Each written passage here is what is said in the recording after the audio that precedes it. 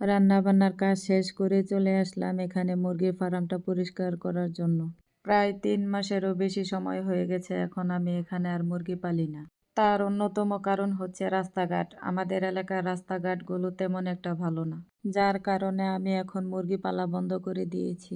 অল্প পুঁজিতে আল্লাহর রহমতে আপনাদের দোয়ায় ভালোই ব্যবসা হয়েছিল এবং ব্যবসাটা আরও হতো।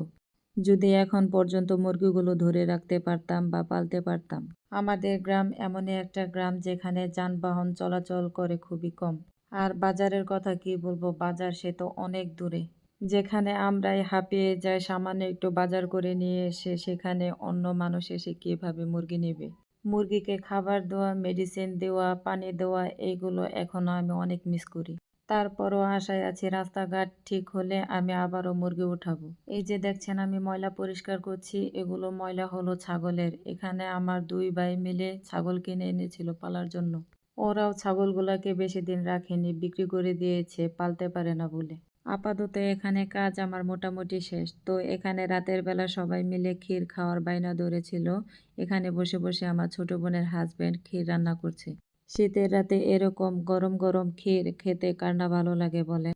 আমার কাছে তো ভীষণ ভালো লাগে। কথা বলতে বলতে অনেক কথাই বলে ফেললাম। ভিডিওটা এখন আমি শেষ করে দিব। ভালো থাকবেন সবাই। আল্লাহ হাফেজ।